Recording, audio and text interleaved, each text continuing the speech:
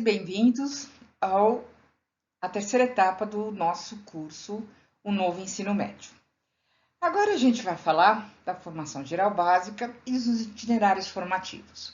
Bom, a formação geral básica a gente já viu que ela é aquilo que é obrigatório, aquilo que é o mínimo que os alunos devem conhecer e aprender pela BNCC, através das competências e habilidades. Então, vamos lá. A formação geral básica, ela já vimos, aumentou de 2.400 para 3.000 horas. Significa que os alunos terão que ficar mais uma hora na escola. A formação geral básica vai ocupar 1.800 horas nos 3 anos do ensino médio. Como caiu essa coisa de primeiro ano, segundo ano, terceiro ano, nós podemos distribuir os conteúdos, as áreas de conhecimento, né, as aulas que a gente dá, nos 3 anos. Você pode começar por um tema, né? E vai trabalhar com ele do jeito que você quiser. Pode ser no primeiro, no segundo, no terceiro. Tudo vai depender do planejamento que a escola tem, né? Na formação geral básica, os conhecimentos dos componentes curriculares estão previstos nas habilidades e competências da BNCC, porque acabamos de ver. A organização desses conteúdos está agrupada nas áreas. Essa nova organização, por si só, já é um estímulo para que novas formas de ensino-aprendizagem sejam contempladas nas escolas.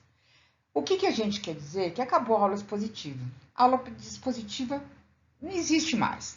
Então, com o que a gente vai ver também um pouco mais para frente, que a gente vai trabalhar com trabalhos em grupo, que a gente vai trabalhar com aulas invertidas, que a gente vai trabalhar com laboratórios, que a gente vai trabalhar com incubadoras. Bom, as possibilidades são enormes, né? O professor nunca esquecendo que ele é o mediador entre os alunos e o conhecimento. Cabe a ele organizar como vai se dar a construção do conhecimento pelos alunos. O foco é o aluno e sua construção do conhecimento. Assim, a ênfase na valorização no trabalho, com projetos, oficinas e atividades, sendo essencial a participação ativa dos estudantes. Bom, vamos fazer um resumo aqui do que seria essa educação integral e baseada no protagonismo juvenil, que são os pilares, né, do novo ensino médio. Bom, a formação geral básica, o que ela vai ter que ter? As competências e habilidades previstas na BNCC para as áreas do conhecimento, que são, como a gente já viu, linguagem, suas tecnologias, matemática, suas tecnologias, ciências da natureza e suas tecnologias, ciências humanas e sociais aplicadas. Projeto de vida. Capacidade do estudante de definir objetivos para a sua vida pessoal, acadêmica, profissional e cidadã. Ou seja, o projeto de vida deve ser o centro, né, das nossas atividades pedagógicas. Quer dizer, sempre centrado no aluno, naquilo que ele quer, naquilo que ele é e naquilo que ele deseja. Itinerários formativos, aprofundamento em uma ou mais áreas de conhecimento ou na formação técnica e profissional, conforme o interesse dos estudantes e capacidade de oferta das redes escolas. Unidades eletivas, oferta opcional, hein, gente? Ampliação de conhecimentos em áreas de interesse dos estudantes ou de relevância para a realidade local. Bom, todos os itinerários têm que ter em comum 200 horas. Eles têm que trabalhar necessariamente projeto de vida e língua portuguesa. Eletivas, também 200 horas. Elas não são obrigatórias, elas podem se dar no espaço da escola ou em outras instituições, como a gente acabou de ver. Especificidade dos itinerários, 800 horas, por exemplo. Novos conhecimentos da área de conhecimento de outras áreas contextualizadas na sua área de conhecimento específico. Vou voltar aqui e dizer que é recomendado, mas não obrigatório, ter todas as áreas e componentes curriculares abordados o itinerário de uma área ou tema. Um dos grandes pilares da BNCC, da reforma do novo ensino médio, são os itinerários formativos. A gente sabia até agora que os alunos eram obrigados a ver 13 matérias nos 3 anos. Isso significa que, por exemplo, quem tem como projeto de vida ir para uma faculdade de uma determinada área do conhecimento, por exemplo, ele quer fazer matemática, ele quer fazer história ou ele quer fazer medicina. Quando ele está no ensino médio, ele era obrigado a ver todas as matérias e saber um pouco de tudo, com coisas que não tinham o menor interesse. O ensino médio abre a possibilidade do aluno escolher aquilo que lhe interessa, que isso é muito importante. Ele pode, se ele tem maior afinidade, se ele quer se aprofundar na área de ciências humanas, os itinerários formativos vão permitir que ele faça isso, que ele se volte para esse aprofundamento. Se ele quer uma formação profissional, ele também vai ter. Ele também pode ter essa formação profissional, porque está previsto nos itinerários formativos. Bom, então vamos lá. O que são os itinerários formativos? Os itinerários formativos nada mais são do que o conjunto de disciplinas, projetos, oficinas, núcleos de estudo, entre outras situações de trabalho, que os estudantes poderão escolher no ensino médio. Os itinerários formativos podem se aprofundar nos conhecimentos de uma área de conhecimento, matemáticas e suas tecnologias, linguagens e suas tecnologias, ciências da natureza e suas tecnologias e ciências humanas e sociais aplicadas, e da formação técnica e profissional, ou mesmo nos conhecimentos de 2 ou mais áreas da formação técnica e profissional. As redes de ensino terão autonomia para definir quais os itinerários formativos irão ofertar, considerando o processo que envolva a participação de toda a comunidade escolar. Já disse para vocês que não está muito claro como esses itinerários formativos obrigatórios serão compostos. Alguns especialistas acham que a própria escola vai ter que oferecer e alguns acham que as redes, através dos seus currículos, podem dizer quais são esses obrigatórios.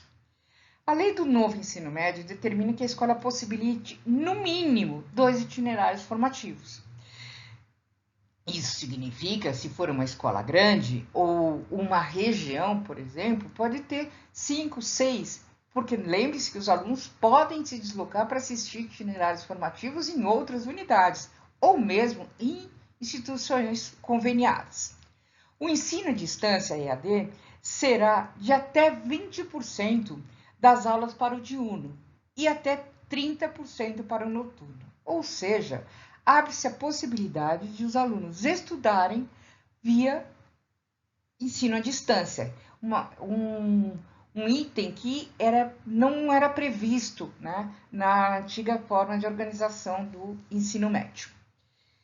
A implementação da BNCC nas escolas de ensino médio deve se dar em 2021. As redes não serão obrigadas a implantá-la de uma vez só. Isso é muito importante porque muitos professores, às vezes conversando com eles se sentem um pouco amedrontados com essa possibilidade de mudar do dia para a noite. Não vai ser assim. Previa-se que em 2021, muitas escolas começariam com o primeiro ano, depois 2022 o segundo e 2023 o terceiro. Com a pandemia, a gente não tem ideia de como as redes vão reagir. Então, isto aqui é lei, mas não sabemos, a pandemia deixou tudo no ar. Os eixos estruturantes são investigação científica, processos criativos, mediação e intervenção sociocultural e empreendedorismo. Nós vamos ver a seguir cada um desses eixos, como eles devem ser aplicados, né, nos itinerários.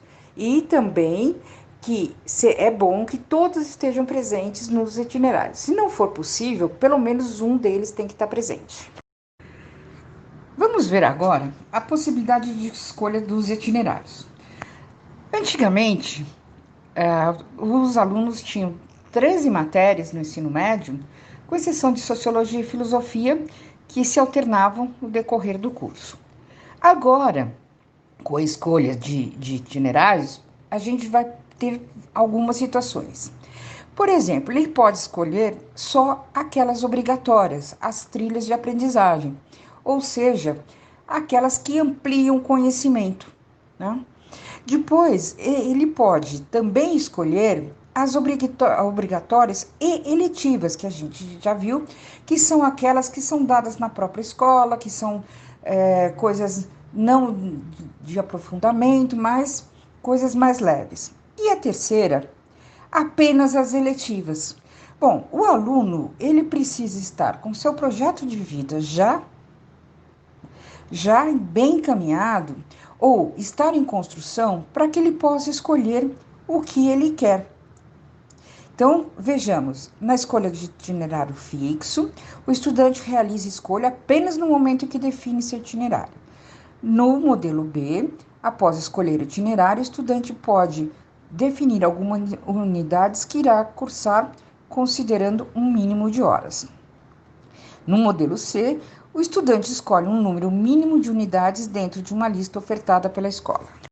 Esse eixo, dos itinerários formativos, que trata a investigação científica, o que se propõe aqui? Que os alunos passem realmente a trabalhar com metodologia científica, que a gente vê, por exemplo, que já existem laboratórios, seja de ciências da natureza, seja nos laboratórios de informática, mas também, gente, trabalhar, por exemplo, na área de humanas com pesquisas qualitativas, quantitativas, com questionários, eles precisam levantar hipóteses, eles têm que começar a trabalhar questionando a realidade que está ao redor deles e tratar os dados de forma científica, tá?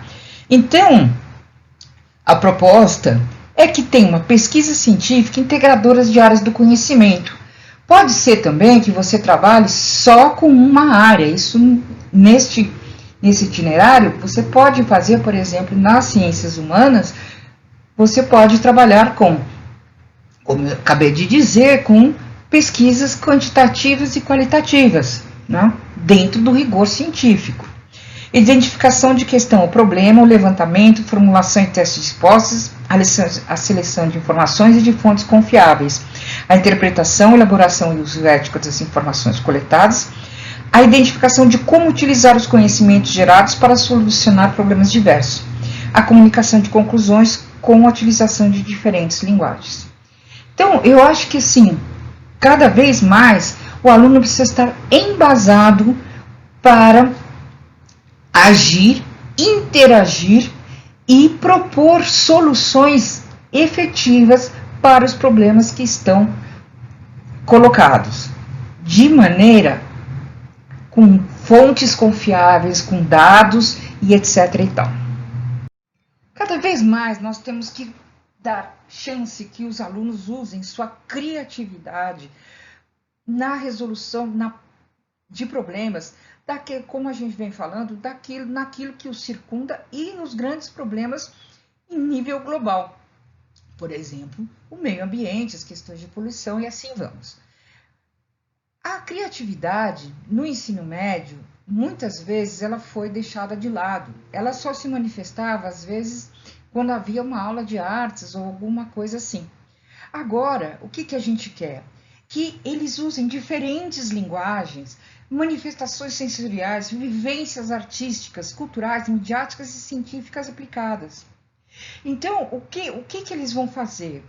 A partir de um tema, os estudantes deverão elaborar produtos, propor ações, produções artísticas e digitais, entre outros.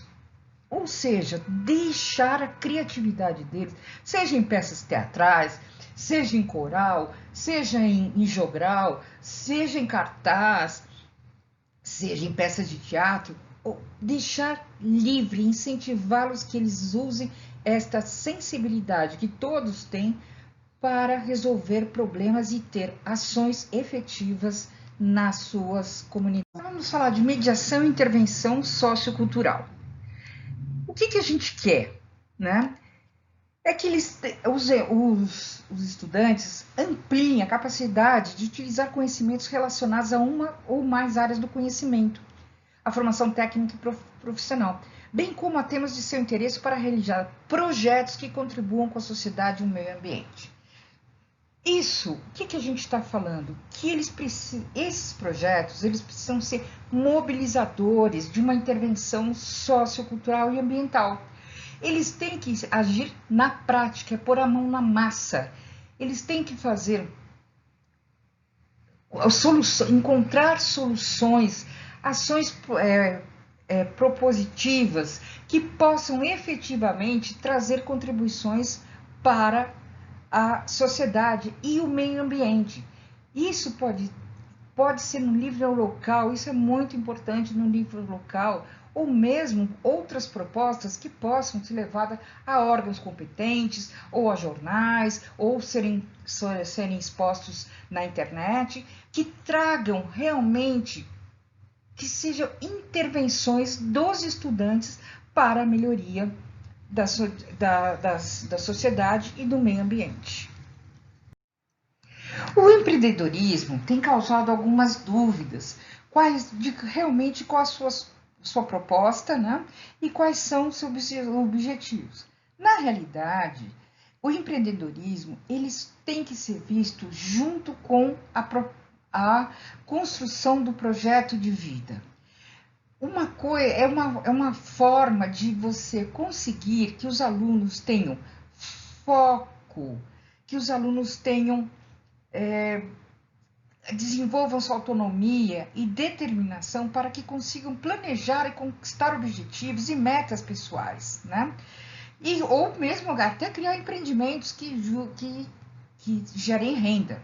Mas o mais importante é que esses empreendimentos pessoais ou produtivos estejam sempre articulados com o seu projeto de vida. Este eixo tem como ênfase expandir a capacidade dos estudantes de mobilizar conhecimentos de diferentes áreas para empreender projetos pessoais ou produtivos, articulados ao seu projeto de vida. Então, gente, não quer dizer que eles tenham que vão abrir uma empresa ou uma microempresa ou fazer nada disso. Eles têm que empreender para a vida. Eles têm que saber fazer projetos, eles têm que saber como trabalhar com esses projetos, pensando na construção do seu projeto de vida. Bom, muita gente pergunta como é que vai ser a estrutura, né, desse novo ensino médio. Em primeiro lugar, a gente tem que falar que cabe às escolas definir como é que vai ser montada a sua grade, como vai ser montada os itinerários, como é que vão ser montadas as aulas, ou seja, a escola tem um papel muito importante na organização e na proposição do novo ensino médio.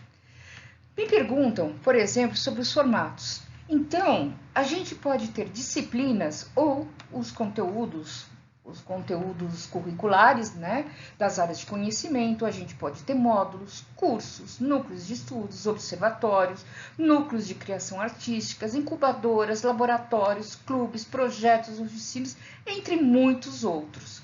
Também, qual vai ser a periodicidade desses cursos?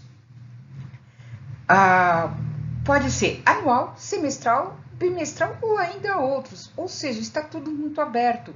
A gente tem que ter a cabeça aberta para poder ver que mudou mesmo, gente. É outro tipo de situação que a gente está encontrando nas escolas. O que se quer? Menos aulas expositivas, mais projetos, oficinas, cursos e atividades práticas e significativas. De preferência que criem produtos que os alunos possam interferir nos grupos sociais onde eles vivem, ou na comunidade na qual eles vivem. A escolha dos itinerários pelos estudantes precisa ficar muito clara e os professores têm um papel decisivo nesse momento. Por quê? Eles podem saber que eles podem escolher desde o primeiro ano. precisa estar claro como é que vai ser, como vão ser os itinerários, o que eles querem, as propostas deles precisam ser ouvidas também para que se montem os itinerários formativos. E, nisso, ajudá-los a identificar interesses, aptidões e objetivos e a conectar suas escolhas com seus projetos de vida. Permitir que mudem de itinerário formativo e que aproveite os estudos realizados no itinerário anterior em caso de mudança. Vamos ver aqui as possibilidades para os itinerários formativos. Né? No exemplo 1, o estudante faz o itinerário de forma sequencial. Primeiro, um itinerário, por exemplo, em matemática e suas tecnologias, e no terceiro ano, não necessariamente no terceiro ano convencional, tá? Nós estamos falando no primeiro ano, segundo ano e terceiro ano, quer dizer, anos sequenciais. Ele vai trabalhar com áreas, com ciências humanas e sociais aplicadas. No exemplo 2, ele realiza um único itinerário integrado, que mobiliza os conhecimentos de ciência da natureza e linguagens e suas tecnologias. Né? Ele faz essa escolha no segundo ano. No exemplo 3, o estudante realiza primeiro uma formação técnica e profissional e, em seguida, realiza um itinerário na área de ciências da natureza e suas tecnologias. Formação técnica e profissional concomitante no segundo ano. É possível também cursar 2 ou mais itinerários de forma paralela sem que eles sejam integrados. Bom, isso, gente, não podemos esquecer que todos os itinerários formativos têm que estar atrelados, têm que conter os eixos estruturantes. Já falamos e voltamos a repetir. O ideal é que todos os eixos estruturantes dos itinerários formativos sejam contemplados em cada um desses itinerários. Pelo menos um tem que estar presente. O projeto de vida, nós já dissemos várias vezes aqui durante o curso, que ele é um dos pilares do novo ensino médio. O que se quer? O que a gente pode traduzir de tudo isso? Que ele trata da visão que os estudantes constroem de si mesmo em relação ao seu futuro e da definição dos caminhos que seguirão para realizá-lo. Pois bem, os jovens normalmente não sabem direito o que eles querem. É difícil, são muitas opções, eles estão mudando, eles estão se transformando na adolescência e é um momento onde eles estão tateando tudo aquilo que o mundo traz. Eles estão descobrindo muitas coisas nesse momento. Então, é importante para que ele possa realmente fazer um projeto de vida interessante, real, factível, que ele tenha uma base de conhecimentos muito forte, muito bem consolidados, que venha dos processos de ensino-aprendizagem da escola, né? E também da convivência e das experiências sociais que ele tem. Ou seja, ele precisa reconhecer qual é a sua realidade social, como ele se insere nessa realidade, o que está presente, como ele se relaciona com os outros, se ele está contente com esse relacionamento, se esse relacionamento ele é o de troca, ou se ele se sente, por exemplo, ameaçado de alguma forma. O que ele precisa para poder se autoconhecer? O projeto de vida tem como base o autoconhecimento, né? Então, o que é necessário que o estudante tenha para poder traçar um projeto de vida que realmente tenha significado para ele? Ele precisa ter empatia e sensibilidade para as diferenças. Ele precisa ver que ele é diferente do colega, que o outro colega também é diferente, embora inseridos no mesmo grupo social. E que existem diferentes grupos sociais que pensam de maneira muito diferente e agem de maneira diversa. E Aqui eu acho que é um ponto que a gente tem que fazer uma reflexão bastante séria. Ele precisa se ver e se sentir seguro para criar soluções para os problemas e dificuldades que se apresentam na sua vida naquele momento e como superá-las, né? Ele precisa estar sempre fazendo reflexões, autorreflexões e procurar definições, olhar sobre sua vida afetiva, família, estudo e trabalho, e também saúde, meio ambiente, atividades artísticas, prática, atuação em âmbito local e global, entre outros. Ou seja, tem que ser um jovem conectado com a realidade no sentido mais amplo, nos grupos sociais aos quais ele está vinculado, né? E refletir.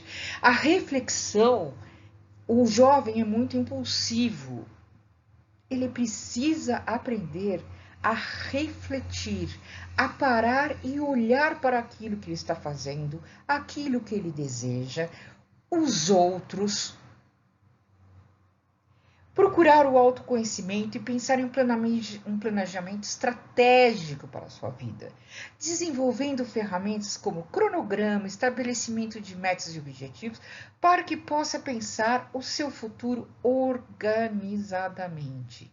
Isto é muito importante, dar ferramentas para que eles possam construir o seu projeto de vida. Então, se eles conseguem, por exemplo, estabelecer metas, dentro de tanto tempo eu quero ter feito isso, tenho como objetivo alcançar aquilo, fica muito mais fácil dele conseguir construir o seu projeto de vida. Mas como que nós, professores, podemos ajudá-los nesta construção? Algumas perguntas podem trazer luz para eles. Então, ele pode perguntar a si mesmo, né, e aos demais colegas, o que ele faz bem, como ele realiza diversas tarefas e quais aquelas que ele tem mais facilidade, que lhe dá mais prazer. O que ele realmente gosta? O que é o amor da vida dele? O que ele que traz paixão, que ele se vê trabalhando, por exemplo, com paixão? Ou ele se vê estudando com paixão alguma coisa? Ou trabalhando como voluntário, por exemplo, em diversas situações ou numa situação específica, que dá realmente prazer para ele? O que ele acha que é a sua verdadeira vocação? Ao mesmo tempo, ele precisa se perguntar o que o mundo precisa. Então, por exemplo, ele tem paixão por música. O mundo precisa de música? O mundo precisa de música, e muito. A gente não pode imaginar um mundo sem música. Então, ele que começa a planejar como ele vai ser compositor, cantor, ou vai ter uma banda, não importa. Ele precisa planejar e ver como atingir as suas metas e objetivos. E importante que nós vivemos num mundo onde somos remunerados pelo nosso trabalho. E isso faz com que possamos nos sustentar e a nossa família muitas vezes. Por isso, ele tem que perguntar o que ele pode ser pago para fazer. Um método bacana para se fazer isso, por exemplo, é trabalhar com duplas, né? Um faz pergunta para o outro sobre isso e cada dupla depois apresenta os seus resultados. Isso faz com que o jovem perceba como ele tem coisas em comuns com os outros que ele desconhece, certo? Então, nós, como mediadores na construção do conhecimento e auxiliares e mediadores para a construção do projeto de vida, podemos ajudá-lo de diferentes formas. Uma que eu acabei de falar é uma delas. Mas como é que nós vamos, né, incentivar os nossos alunos a terem o protagonismo juvenil? Uma das medidas e das formas mais eficazes são as metodologias ativas. O que são as metodologias ativas? São formas de ensino-aprendizagem onde o aluno ele se torna o foco da construção do conhecimento. Ele interage o tempo todo, ele não fica naquela posição passiva de receber conhecimento. Aprendizagem baseada em projetos. Nessa metodologia, é fundamental o trabalho em equipe. Ele vai ter que solucionar desafios, testando hipóteses retiradas do seu cotidiano. E para isso, ele vai ter que fazer pesquisas, fazer protótipos e outros produtos que vão propor soluções efetivas. A aula invertida é uma forma de os alunos entrarem em contato com os conteúdos antes do professor explicar. Então, eles pesquisam na internet, eles voltam para a sala de aula, eles trabalham em duplas e eles vão dizendo tudo aquilo que eles aprenderam. Depois, no final, a classe inteira expõe tudo aquilo que foi visto e o professor vai mediando essa construção do conhecimento. No final, faz uma verificação para ver se tudo está correto. A gamificação é uma forma de você trabalhar com jogos, né, que eles gostam tanto. Esses jogos é uma forma também dos alunos terem uma competição saudável entre si, saberem quais são os limites, impor regras. E os jogos, eles podem ser de qualquer natureza, né?